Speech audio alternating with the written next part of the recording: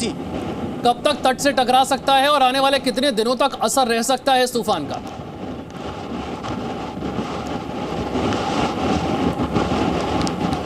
बिल्कुल, अगर तट से टकराने की बात की जाए तो 14 तारीख के आसपास कहा जा रहा है कि ये तट से टकरा सकता है। मैं मेरे पीछे की तरफ के दृश्य भी मेरे सहयोगी अमित को कहूँगा आपको दिखाएंगे। जिस तरह से लहरें अभी उफान ले रही हैं, उस तरह से ये अभी भी जैसे जैसे दिन आगे बढ़ेगा उस प्रकार से अभी भी ये जो लहरें हैं इनका जोर अभी भी बढ़ेगा। और ख़ास करके जिस प्रकार से अभी प्रेडिक्शन किया गया है, ये 14 तारीख के आसपास दोपहर के बाद और खास करके 15 तारीख को ये सीधा मांडवी के तरफ ये टकरा सकता है और मांडवी के ऊपर की तरफ कराची जो है उसके बीच में ये साइक्लोन टकराए, इस प्रकार की फिलहाल परिस्थितियां हैं। हालांकि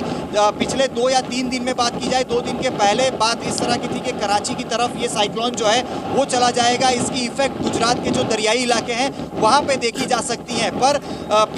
कल सुबह से साइक्लोन ने अपनी जो दिशा है वो बदली है और जो बदली हुई दिशा है उस हिसाब से कल द्वारका की तरफ ये टकराए, इस प्रकार की स्थिति बनी हुई थी, जो कि अभी फिलहाल द्वारका से थोड़ा ऊपर की तरफ यानी कि मांडवी की तरफ ये 14 और 15 तारीख के आसपास टकरा सकता है। इस प्रकार की स्थितियां हैं और जब भी ये टकराता है उसके 2 दिन तक इसके जो इफेक्ट्स हैं, खास करके तेज बारिश होना, तेज हवाओं का बहना और नुकसानी की भी बात की जाए तो जो आसपास के जो इलाके होते हैं वहाँ पे भी किसानों को भी नुकसान होता है। उसी के अलावा अगर बात की जाए तो मैं अभी भी दृश्य में दिखाऊंगा कि जो पोर्ट है, वेरावल पोर्ट के ये दृश्य हैं और वेरावल पोर्ट की अगर बात की जाए तो जो भी बोट हैं वो लगभग 1 महीने पहले से ही जो हैं वो पोर्ट पे लौट चुकी हैं, क्योंकि बान पीरियड 31 मई से शुरू होता है। तो लगभग कहीं ना कहीं किस्मत की भी बात है कि जो भी मछुआरे हैं, जो भी बोट दरिया के अंदर की तरफ थी वो पिछले 1 हफ्ते से वापस लौट आई हैं। तो किसी भी प्रकार से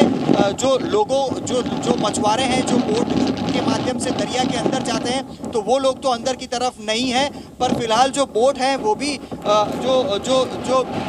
पोर्ट है वहाँ पे पड़ी है। सारी की सारी जो बोट हैं वो लैंडिंग एरिया तक नहीं पहुँचाई जा सकी हैं। तो आने वाले दिनों में अगर बोट की भी बात की जाए तो उनको भी नुकसानी होने का अनुमान है। पर सबसे महत्वपूर्ण जो बात है 14 और 15 तारीख सबसे खतरनाक रहेगी, क्योंकि मांडवी की तरफ ये टकराने की बात है और वहाँ से जो कराची का इलाका है, कराची और मांडवी के बीच ये जो साइक्लोन है बिपरजॉय वो टकरा सकता है और